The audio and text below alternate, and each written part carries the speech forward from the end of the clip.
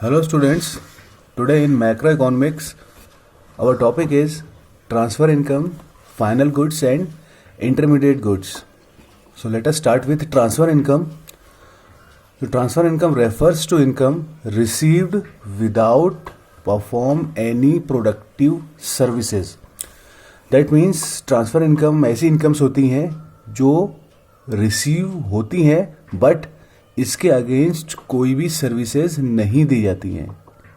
Like कोई individual है, उसके पास इनकम तो रिसीव हो रही है लेकिन उसने कोई भी ऐसा वर्क नहीं किया है जिससे कि उसको इनकम रिसीव्ड हो, उसको इनकम मिले. दैट मीन्स उसको इनकम रिसीव हो रही है लेकिन उसने कोई भी प्रोडक्टिव एक्टिविटी में इन्वॉल्व नहीं हो करके वो उसको इनकम रिसीव हुई है. सो उसको थोड़ा सा और समझते हैं. अब देखिए, it is a one sided concept. That means ये वन साइडेड कॉन्सेप्ट है. दैट मीन्स इसमें टू साइडेड एक्टिविटी नहीं हो रही है. इनकम रिसीव हो रही है लेकिन उसके अगेंस्ट में कोई भी सर्विसेज नहीं दी जा रही है. इसका एग्जाम्पल है डोनेशंस एंड गिफ्ट्स. डोनेशन दी जाती है लेकिन उसके अगेंस्ट में वो रिटर्न नहीं की जाती है. तो गिफ्ट दिया जाता है लेकिन उसके अगेंस्ट में एक्सपेक्टेशन नहीं होता है कि उसके रिटर्न में कुछ रिसीव हो. तो ये क्या हो गया, वन साइडेड कॉन्सेप्ट हो गया.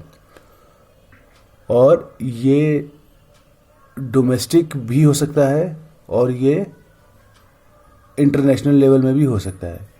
दैट मीन्स अगर हम किसी को गिफ्ट दे रहे हैं, हो सकता है हम अपनी कंट्री में भी दे रहे हैं, और हो सकता है अगर हमारे कोई रिलेटिव है उनको हम गिफ्ट किसी दूसरी कंट्री में भी उनको गिफ्ट दे रहे हैं.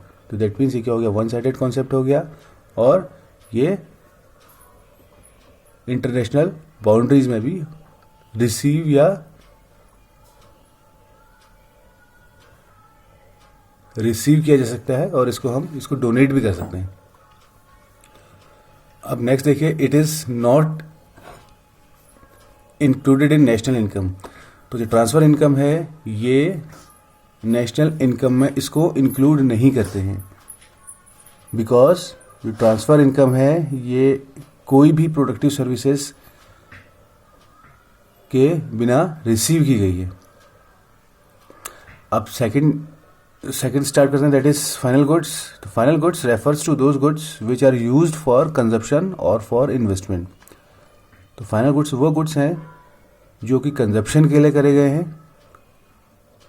कंज्यूम करे गए हैं कंजप्शन के लिए, या इन्वेस्टमेंट के लिए उनको परचेज करा गया, यूज़ करा गया. उसका एग्जाम्पल देखिए, goods purchase by consumer and goods purchase by firm for investment. तो गुड्स है वो दो पार्टीज़ ने कंज्यूम करे गए हैं, परचेज करे गए हैं. पहला कंज्यूमर ने क्या करा है, कंज्यूमर ने उसको कंज्यूम करा है फॉर पर्सनल पर्पस, और सेकेंडली उस गुड्स को परचेज किया है फर्म्स ने for investment, for his business investment. तो ये क्या कहलाएंगे, फाइनल गुड्स. अब next is intermediate goods. So intermediate goods are those goods which refers for use either for resale or for further production.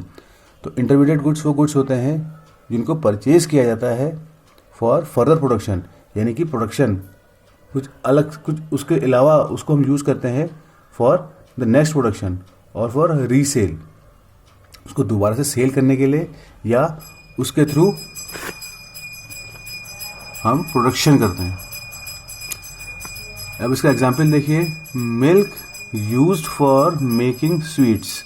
तो milk यहाँ पर क्या हो जाएगा, इंटरमीडिएट गुड्स हो जाएगा. वाई, बिकॉज मिल्क हम परचेज कर रहे हैं फॉर मेकिंग स्वीट्स. अब उस मिल्क से क्या करा जा रहा है, उस मिल्क से स्वीट्स बनाई जा रही हैं. तो मिल्क क्या हो जाएगा यहाँ पर, इंटरमीडिएट गुड्स हो जाएगा.